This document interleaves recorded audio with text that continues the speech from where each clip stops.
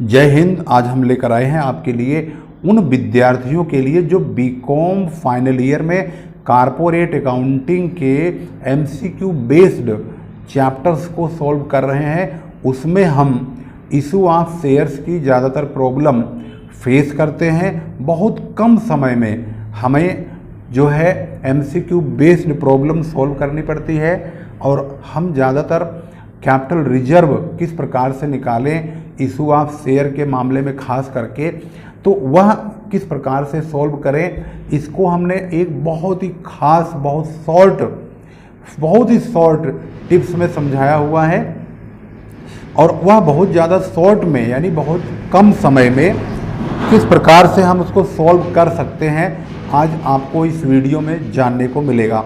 हमने 10 प्रकार के ऐसे अलग अलग तरीकों से प्रश्न को लिया है जिसमें आप पलक झपकते ही कैपिटल रिजर्व को फाइंड आउट कर सकते हैं। हम इसमें हर प्रकार के क्वेश्चन में जो भी हमारे सामने होगा कैपिटल रिजर्व किस प्रकार से निकालेंगे यही सर्च करेंगे और बहुत कम समय में, क्योंकि एमसी बेस्ड क्वेश्चन में आपको बहुत कम समय में ज़्यादा क्वेश्चन करने होते हैं। तो ऐसी सिचुएशन में कैसे हम पता लगाएंगे कि हमारा सवाल बहुत ज़्यादा फास्ट तरीके से बिल्कुल उसका जो जवाब है बिल्कुल सही प्राप्त हो। चलते शुरू करते हैं एक एक करके। जो स्टूडेंट इस चैनल पर नए हैं वो इस चैनल को ज़रूर सब्सक्राइब करें और अकाउंट से संबंधित तमाम लेटेस्ट अपडेट्स कंटिन्यू लेते रहें। यहाँ पर हमने पहला प्रश्न लिया है, 500 शेयर हैं यहाँ पर जो कि 3 रुपये एप्लीकेशन है। इसके बाद अलॉटमेंट और फर्स्ट कॉल ये दोनों पेमेंट नहीं हुआ है और बाद में लिखा है कि इसको री इशू किया गया 8 रुपीज़ ईच पर। तो कैपिटल रिजर्व कितना होगा, इस प्रकार के प्रक्रिया में हमें जर्नल एंट्री करने की कोई ज़रूरत नहीं है। टिप्स पर ही हम कैपिटल रिजर्व पता लगाएंगे और ये देखने की कोशिश करेंगे कि कैपिटल रिजर्व कैसे आएगा बहुत कम समय में। तो सबसे पहले आपको ये देखना है कि हमें मिला कितना है। हमें मिल रहा है 3 रुपये, ध्यान से देखेंगे। और यहाँ जब हम इशू कर रहे हैं, री इशू कर रहे हैं 8 रुपये के हिसाब से, तो हमें यहाँ पर जो शेयर प्राप्त होने चाहिए वो 10 रुपये के प्राप्त होने चाहिए। 10 में हमें 3 रुपये ही मिला है, लेकिन जब हम दोबारा बेचते हैं तो 8 रुपये में बेचते हैं। तो यहाँ जब 8 रुपये में बेचेंगे तो हमें यहाँ पर 2 रुपये कम पड़ जाएगा, क्योंकि हमें ये पूरा 10 रुपया करना पड़ेगा। तो जो 2 रुपये कम पड़ रहे हैं वो 2 रुपये हमें इस 3 रुपये में से लेने पड़ेंगे। तो जो कैपिटल रिजर्व का अमाउंट होगा, इस 3 रुपये में से जितनी रकम यहाँ पर कम हो रही है, 8 रुपये को 10 रुपये बनाने के लिए 2 रुपये कम पड़ेंगे, तो 2 रुपये हम फॉरफिट से लेंगे यानी यहाँ से लेंगे। तो हमें कितना बचेगा, 1 रुपये बचेगा। उसकी मल्टीप्लाई आपको 500 से कर देना होगा, तो आपका जो कैपिटल रिजर्व है वो 500 रुपये हो जाएगा। वेरी सिंपल, बहुत ही सटीक जवाब। इस प्रकार से आप अगले स्टेप में पहुँच जाएंगे। अब यहाँ देखेंगे, यहाँ पर 700 शेयर्स हैं 10 रुपये वाले। इसमें 3 रुपये 4 रुपये ये दोनों कॉल के पेमेंट प्राप्त हो चुके हैं, लेकिन 3 रुपये नहीं मिला। इन्होंने अब की बार 700 शेयर यानी 700 शेयर नहीं बेचा है, बल्कि 400 शेयर ही बेचा है, और वो भी 7 रुपीज़ ईच के हिसाब से। यहाँ इनकी जो रिक्वायरमेंट है पूरे 10 रुपये की ही है। अब 10 रुपये में इन्हें री इशू करते समय सिर्फ 7 रुपये ही प्राप्त हुए हैं। तो यहाँ पर आप देखेंगे तो 7 रुपये को 10 रुपये बनाने के लिए यहाँ पर 3 रुपये की कमी पड़ रही है। तो जो 3 रुपये है, तो हम सबसे पहले ये देखेंगे कि हमें मिला कितना है। हमें 4 और 3 मिला के हमें 7 रुपये मिले हैं। तो जो कैपिटल रिजर्व होगा 7 रुपये में से हमें यहाँ 3 रुपये पूरे करने पड़ेंगे। तो 3 रुपये इसमें निकाल दीजिए, क्योंकि हम 7 रुपये में से 3 रुपये इसका पूरा करेंगे 10 रुपया। अब हमारे पास 4 रुपये बचेंगे। इसकी मल्टीप्लाइकेशन आप उतना से करिए जितना शेयर आप बेच रहे हैं। तो आप बेच रहे हैं 400 शेयर, तो आप इसमें 400 की मल्टीप्लाई करेंगे तो कैपिटल रिजर्व आपका 400 रुपये आएगा। ये आपका आंसर है और यहाँ पर आपका आंसर 500 रुपये कैपिटल रिजर्व में जाएगा। इसके बाद थर्ड पॉइंट हमने लिया है 600 शेयर हैं, 3 रुपये, 5 रुपये, 2 रुपये, इस प्रकार से कॉलिंग की गई है। 10 रुपये का ये भी शेयर है, पूरे 10 रुपये मांगे गए हैं। लेकिन 400 शेयर अब की बार बेचा गया है, वो भी 12 रुपीज़ के हिसाब से। और कैपिटल रिजर्व बताने के लिए कहा है, तो हमें कैपिटल रिजर्व 600 का नहीं बताना होता है, कैपिटल रिजर्व हमें उतने का बताना होता है जितना शेयर हम बेचते हैं। हम 400 शेयर बेचेंगे तो कैपिटल रिजर्व में 400 शेयर के पैसे ही कैपिटल रिजर्व में ट्रांसफ़र करना है, 600 के नहीं करना, क्योंकि 200 शेयर तो बेच ही नहीं रहा है, तो उसके पैसे कैपिटल रिजर्व में नहीं डाल सकते फॉरफिट वाले। अब यहाँ आप देखेंगे 3 रुपये के रेट से पैसा प्राप्त हुआ है, लेकिन हमें यहाँ पर पैसे की कमी ही नहीं है, हमें तो यहाँ 10 रुपये के बजाय 12 रुपये मिल गए। तो इसका मतलब साफ है कि 3 रुपये में से एक पैसा नहीं इस्तेमाल होगा। तो कैपिटल रिजर्व में जो रकम ट्रांसफ़र करेंगे, इस 3 रुपये में से इस 400 की मल्टीप्लाई कर दीजिए, तो आपका जो कैपिटल रिजर्व होगा वो पूरे 1200 रुपये प्राप्त हो जाएगा। ये आपका जवाब है बिल्कुल सही। इसके बाद अगली कंडीशन देखेंगे, यहाँ पर 500 शेयर्स है जो कि 2, 3, 2 सिर्फ 7 रुपये ही मांगे गए हैं। है शेयर वैसे 10 रुपये का, लेकिन कंपनी ने फिलहाल के लिए आगे के 3 रुपये नहीं मांगे हैं, सिर्फ 7 रुपीज़ ही मांगा है। तो 7 रुपीज़ में 5 रुपये तो पेड हो गए हैं। तो कैपिटल रिजर्व में जो रकम हम ट्रांसफ़र करेंगे वो ध्यान से आपको देखना है। अब कंपनी को 300 शेयर के हिसाब से रीइशू करना है, वो भी 8 रुपये के रेट से। यहाँ पर इन्होंने 8 रुपये, जबकि मांग रहे हैं 7 रुपये, रीइशू कर रहे हैं 8 रुपये में। इन्होंने यहाँ पर फुली पेड शब्द का प्रयोग नहीं किया। अगर फुली पेड लिख देते तो हम ये 10 रुपया पूरा करते इस 8 रुपये से, लेकिन 7 रुपये ही मांगे हैं, लेकिन दोबारा बेच के 8 रुपये ले रहे हैं, 1 रुपये एक्स्ट्रा। तो इसका मतलब ये है कि मांगे हुए पैसों में से भी ज़्यादा पैसे ये अब ले रहे हैं। तो इनके पास कैपिटल रिजर्व में ट्रांसफ़र करने के लिए ये पूरे 5 के 5 रुपये बच जाएंगे। इस 5 की मल्टीप्लाइकेशन इस 300 से करेंगे तो यहाँ पर 1500 रुपये जो है कैपिटल रिजर्व में ट्रांसफ़र हो जाएंगे।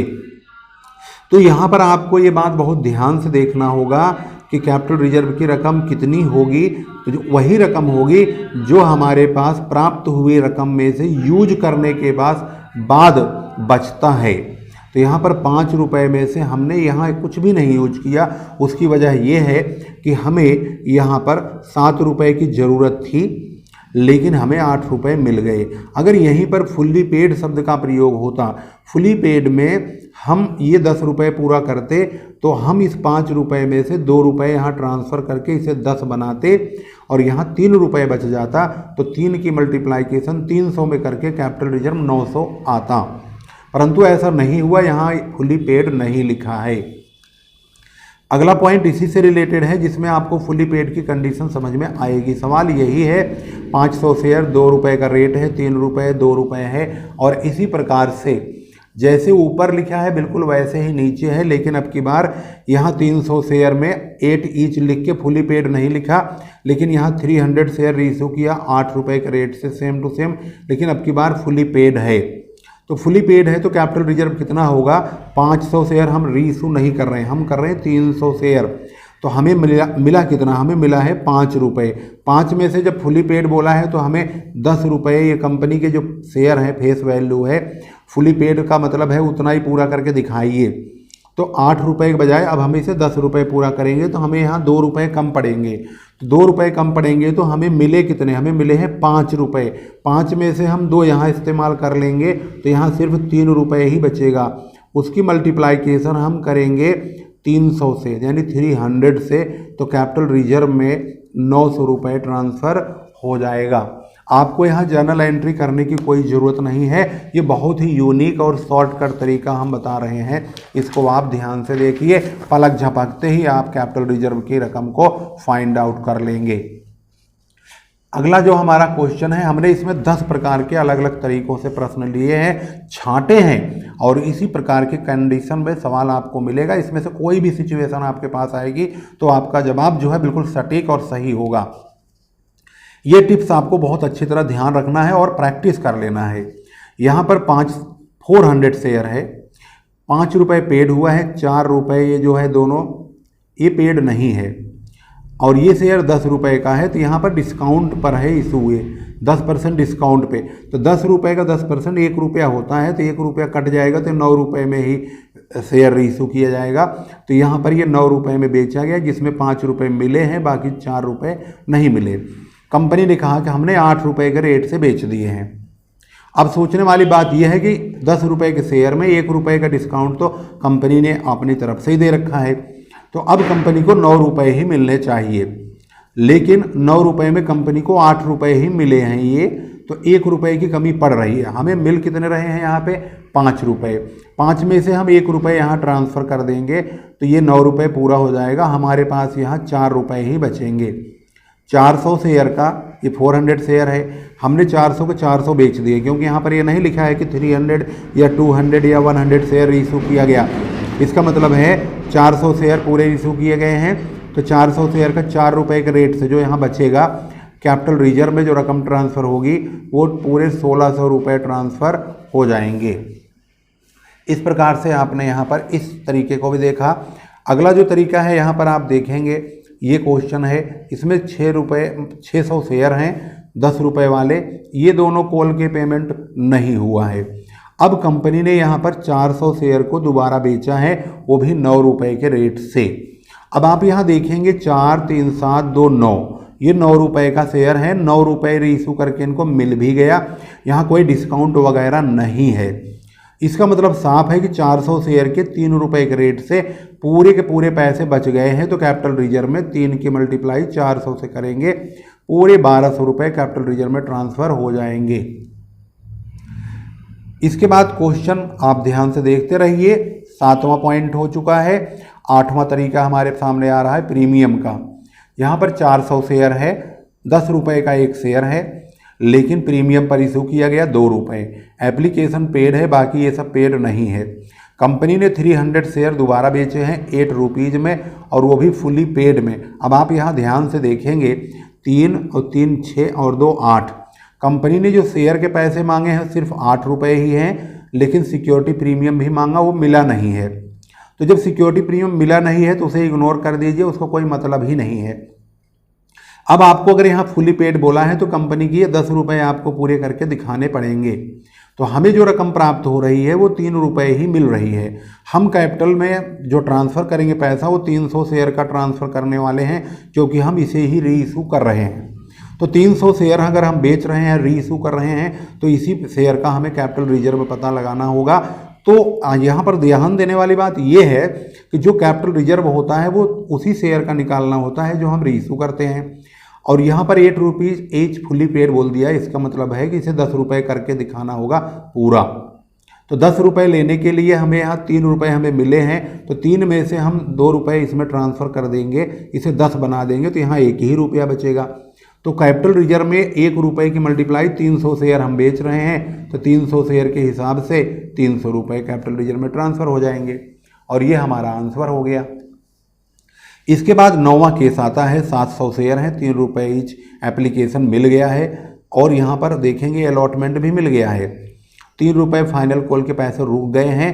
जब यहाँ पर प्रीमियम मिल जाए, जैसे ये 2 रुपये सिक्योरिटी प्रीमियम प्राप्त हो गया, तो इस सिक्योरिटी प्रीमियम आपको इसको यहाँ से ख़त्म कर देना है, इससे कोई मतलब नहीं है। अब शेयर इशू किया गया है, दोबारा शेयर इशू हुआ है, वो हुआ है 500 शेयर, वो भी 10 रुपये के हिसाब से। अगर 500 शेयर 10 रुपये के हिसाब से बेचा गया है तो कंपनी को 10 रुपये ही चाहिए, और 10 रुपये में ही इन्होंने बेच भी दिया है। तो इसका मतलब साफ है, जब रीइशू होता है तो कंपनी को 10 रुपये, जो कंपनी के शेयर हैं ये @10 ईच फेस वैल्यू है, और कंपनी की फेस वैल्यू पूरी मिल गई, और वही इन्होंने मांगा भी था 10 रुपये, और 10 रुपये प्राप्त हो गया। कंपनी को यहाँ पर अगर पूरे पैसे मिल जाते हैं, प्रीमियम नहीं मिलता है, लेकिन शेयर का पैसा तो मिल गया, तो प्रीमियम लेने की यहाँ ज़रूरत नहीं है, ना उसे पूरा करना है, क्योंकि प्रीमियम कंपलसरी नहीं है, लेकिन फेस वैल्यू कंपलसरी है। तो यहाँ पर 10 रुपये जो है कंपनी को मिल चुका है, जो कि उसकी रिक्वायरमेंट है। तो ये 3 रुपये में से हमने 1 पैसा भी यहाँ यूज नहीं किया है। तो जो कैपिटल रिजर्व में पैसा जाएगा 3 × 500, कुल मिला के 1500 रुपये हमारे कैपिटल रिजर्व में ट्रांसफ़र हो जाएंगे। ये हमारा आंसर है। अगली टिप्स के अकॉर्डिंग लास्ट पॉइंट है जो कि हम यहाँ पर समझने चल रहे हैं। यहाँ पर कंपनी के बारे में ध्यान से देखेंगे। 3 रुपये, 5 रुपये, 2 रुपये कंपनी ने बिना प्रीमियम के पैसे मांगे हैं, लेकिन इन्होंने अब की बार 400 शेयर दोबारा बेचा है, वो भी 9 रुपये के रेट से। 1 रुपये की कमी पड़ गई है, तो 3 रुपये में से 1 रुपये यहाँ शिफ्ट कर देंगे, हमारे पास 2 रुपये बचेंगे। 400 शेयर का 2 रुपये के रेट से कैपिटल रिजर्व में जो पैसा जाएगा वो 400 इंटू 2, यानी 3 में से 1 यहाँ चला गया तो यहाँ 2 बचेंगे। 2 की मल्टीप्लाई 400 से करेंगे तो हमारा कैपिटल रिजर्व 800 रुपये आएगा। आपने 15 मिनट के अंदर 10 प्रकार के ऐसे टिप्स पर कैपिटल रिजर्व को फाइंड आउट कर लिया है जिसकी कोई हद नहीं, और आपने इस वीडियो को मैक्सिमम स्टूडेंट तक अवश्य शेयर करेंगे। और यहाँ पर आप देखेंगे तो हमने 10 प्रकार के पॉइंट्स को आपके सामने रखा है। ये जो राइट होता है यही फॉरफिट होता है, और शेयर कैपिटल में अगर क्वेश्चन में बोला जाता है कि भाई कितना रुपया डेबिट होगा, तो आपको जितना रुपया यहाँ पर मांगा जाता है, चाहे वो 8 रुपये हो, चाहे 10 रुपये हो, चाहे 7 रुपये हो, शेयर कैपिटल में अगर रुपए में रेट में अगर उसका आंसर दिया है 3 रुपये, 2 रुपये, 8 रुपये, 5 रुपये, तो फिर आपको रेट को ध्यान देना है कि पूरा का पूरा ये रेट ले लेंगे, ये पूरा शेयर कैपिटल में डेबिट होगा। अगर अमाउंट में दिया हुआ है तो इस पूरे रेट की मल्टीप्लाई आपको इस शेयर से करना होगा, वही शेयर कैपिटल अकाउंट डेबिट होगा। शेयर फॉरफिटेड में आपको जो राइट लगा होता है वो फॉरफिटेड का पैसा होता है, जो अनपेड होता है कॉल्सिनेरियर होता है जिस पे रोंग लगा होता है। और यहाँ पर हमने 10 प्रकार के उन इम्पोर्टेंट पॉइंट्स पर आपका फोकस करवाया है जो कि एग्जामिनेशन में सबसे ज़्यादा दिक्कत पैदा करते हैं। इसके चक्कर में आप जर्नल एंट्री बनाने लगते हैं और जिसमें अच्छा खासा टाइम वेस्ट हो जाता है। इस शॉर्टकट से हमारा मुख्य लक्ष्य यही है कि आपको कम समय में इस प्रकार के क्वेश्चन से जो है कम टाइम में आपको बहुत अच्छी तरह से आप अपने प्रॉब्लम को सॉल्व कर सकें और अच्छे मार्क्स की ओर आपका ध्यान जा सके। और ज़्यादातर हम क्या करते हैं, अगर न्यूमेरिकल प्रॉब्लम कोई आती है या तो छोड़ देते हैं या न्यूमेरिकल प्रॉब्लम को हम सॉल्व करने की लास्ट में कोशिश करते हैं, और लास्ट में कोशिश करते हैं तो ज़्यादातर कन्फ्यूजन पैदा हो जाती है। करा था पता नहीं यार क्या सही है गलत है, अरे भाई तू बताइए यार। अब कोई जानकार का अगर लड़का स्टूडेंट फ्रेंड होता है तो हम उससे बात मतलब पूछने की कोशिश करते हैं, इशारा करने की कोशिश करते हैं और चीटिंग के चक्कर में फंस भी सकते हैं। तो इन सभी चीज़ों से बचने के लिए मैंने सोचा कि यह टिप्स आप तक शेयर की जाए और आपको बिल्कुल बिना जर्नल एंट्री के ही इस जानकारी से अवगत कराया जाए। तो आज की वीडियो यहीं समाप्त करते हैं। वीडियो शेयर जरूर कीजिए। न्यू स्टूडेंट्स को मैं यही कहूँगा, इस चैनल को सब्सक्राइब कीजिए और लेटेस्ट अपडेट्स अकाउंट से संबंधित कॉमर्स लाइन के स्टूडेंट्स के लिए कंटिन्यू अपडेट्स लेते रहिए। अगली वीडियो में हमारी मुलाकात होगी, एक नया टॉपिक लेंगे। 2021 के पेपर की बहुत डिमांड आ रही है, सॉल्यूशन के लिए तैयार है। उसकी वीडियो भी शूट नहीं हुई है लेकिन क्वेश्चन सॉल्व हो चुके हैं, परंतु वह वीडियो आजकल में हम कभी भी डाल सकते हैं। बने रहिए, वीडियो अंत तक देखा कीजिए। अगर किसी वीडियो में कोई कन्फ्यूजन है तो उसके 2-3 बार देखिए, जिससे कि जब तक वो टॉपिक क्लियर ना हो जाए आप उस पर कंटिन्यू बने रहिए। अगली वीडियो में हमारी मुलाकात होगी, तब तक के लिए नमस्कार। जय हिंद, जय भारत।